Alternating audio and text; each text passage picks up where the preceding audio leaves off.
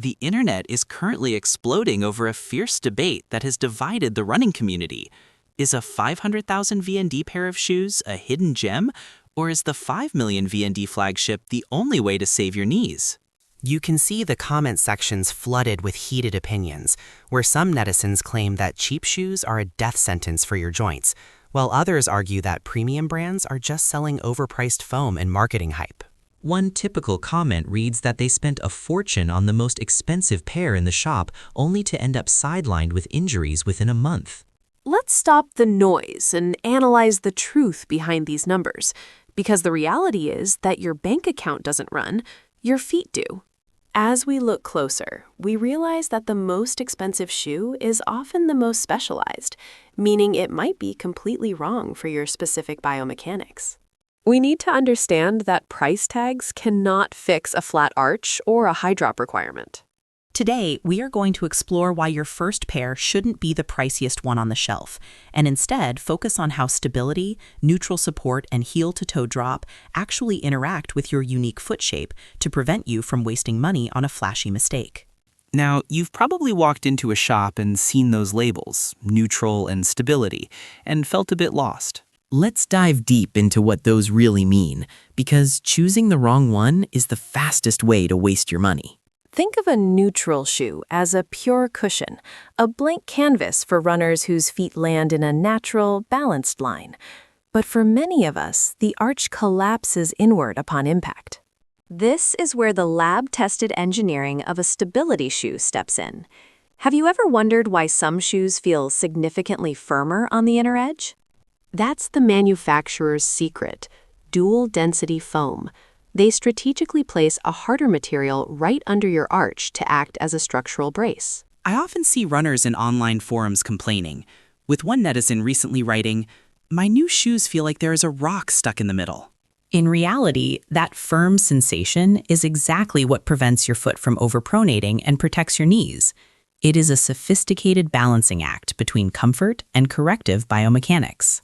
We need to look past the marketing fluff and understand that a stability shoe isn't just a category, it is a tool designed to fix a specific mechanical tilt in your gait.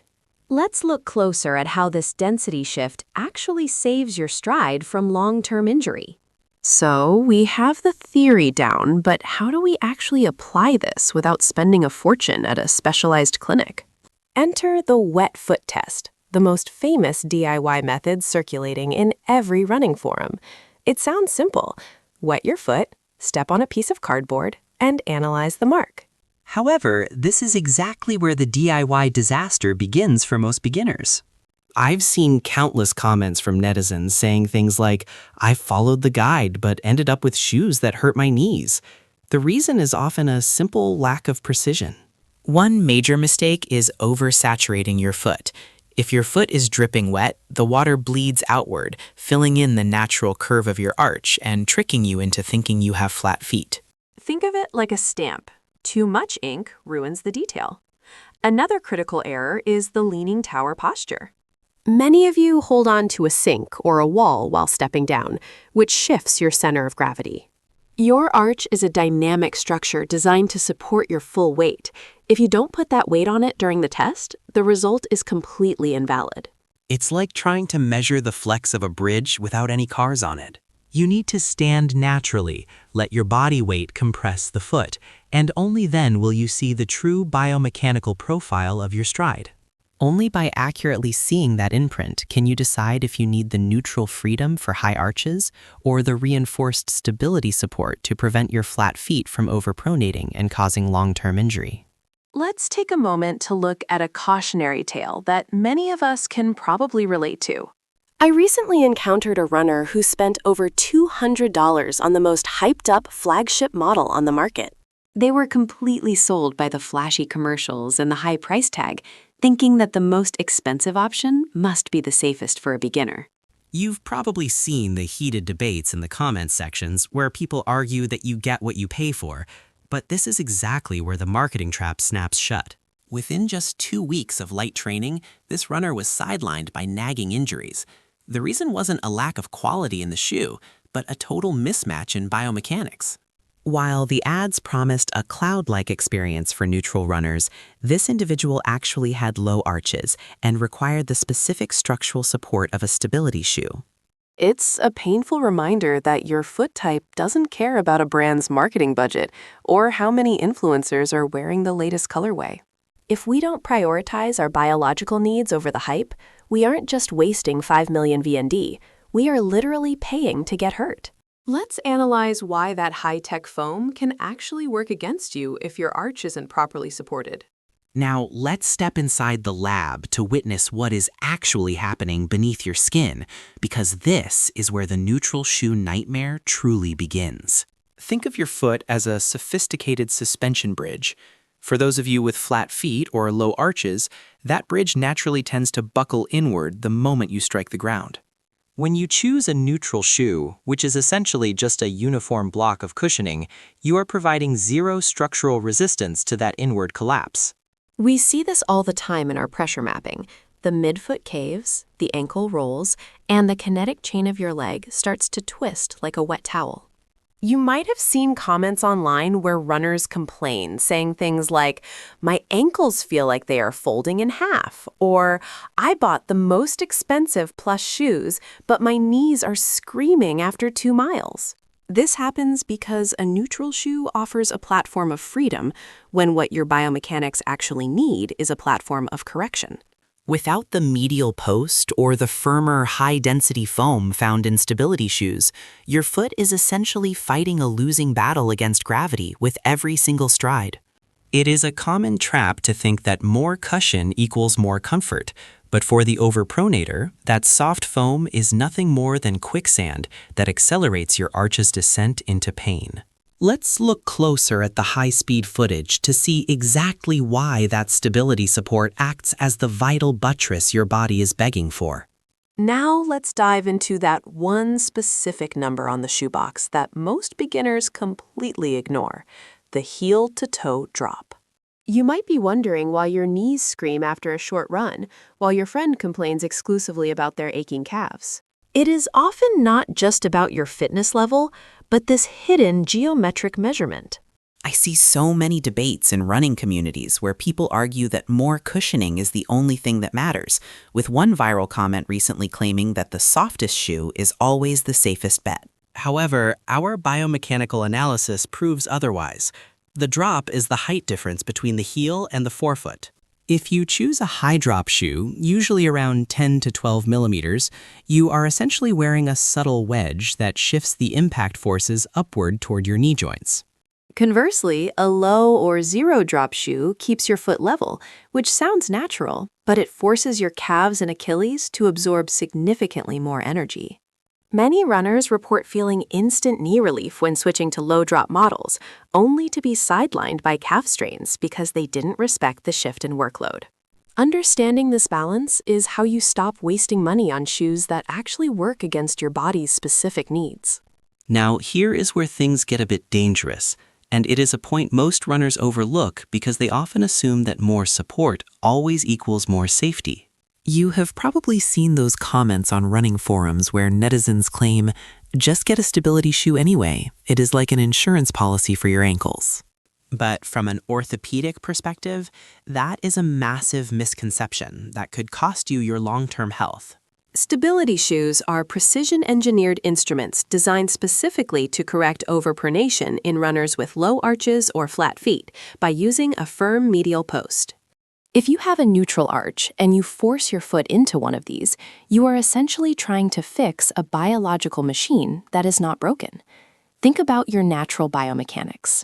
When a neutral runner wears a stability shoe, that rigid support pushes against an already stable arch, forcing the foot to tilt unnaturally outward. This creates a destructive stress chain that travels directly up from your ankles to your knees and even your lower back. We are seeing a surge of runners coming in with mystery pains, only to realize they have been overcorrecting their stride for months based on bad advice. Let us be clear. Over-supporting a healthy foot is not a safety net. It is a recipe for skeletal misalignment and muscle weakness. You must choose based on your actual foot type, not out of fear. But here is where things get really spicy in the running community, and it is a question that might make you rethink everything we just discussed about stability and support. While we have been focusing on how to prop up your arches, a growing group of minimalist runners is asking a provocative question. Are we actually helping our feet, or are we making them weaker? Think about it. When you put a limb in a cast, the muscles eventually wither away because they are not doing any work.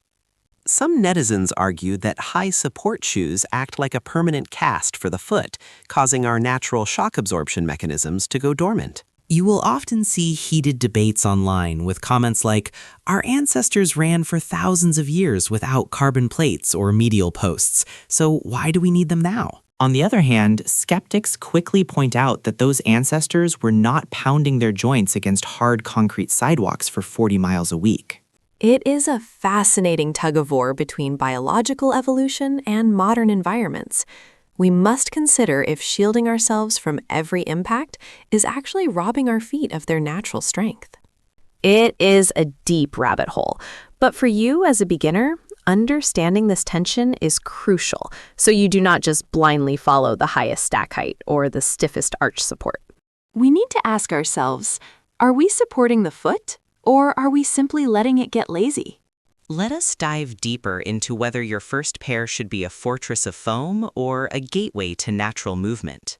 So, you've identified your arch type and you're ready to buy, but here is where most beginners lose their money. Many runners in our community often argue that the most expensive shoe is inherently the best, with one netizen recently commenting that if it is not the latest $300 flagship, it is not worth your miles. But let's look at the hard data from a 1,000-kilometer perspective. When we analyze the biomechanics of a stability shoe over such a long journey, we see that the core technology, that essential support for flat feet, and the specific heel-to-toe drop does not actually degrade as fast as the marketing hype suggests. You might be wondering if you are just paying for a fancy logo or actual engineering. In our lab analysis, we have found that mid-range stability models often maintain their structural integrity just as well as the premium tiers over those first crucial 1,000 kilometers. By choosing a model that prioritizes the internal support for your high or low arches rather than flashy aesthetics, you are essentially securing the same injury prevention and performance. It is all about the foam's long-term resilience and how the shoe manages your foot's landing impact after the 500-mile mark. Let's be honest, we all want a shoe that survives the marathon of time, rather than one that just looks good on a social media feed. Now, let us dive deeper into why your choice of footwear is actually your first step in physical therapy, especially if you are starting this journey with a bit more weight to carry. Think of these shoes not just as gear, but as a protective shield for your ankle joints. Many beginners often post in forums, "I started running to get healthy, but now my ankles are constantly throbbing." And the reason is simple. Your joints are taking a massive hit with every stride if not properly supported. We should view a stability shoe as an external support system. If you have those flatter arches we discussed, the right shoe acts like a corrective brace, preventing that dangerous inward collapse that leads to injury. One netizen recently commented that they felt like they were walking on clouds after switching to the right drop, and that is exactly the biomechanical relief we are aiming for. By aligning your foot correctly through proper heel-to-toe mechanics, you are not just buying a product, you are investing in a rehabilitation tool that ensures your fitness journey does not end prematurely due to avoidable joint wear and tear. It is about making sure the shoe absorbs the impact so your body can focus on getting stronger.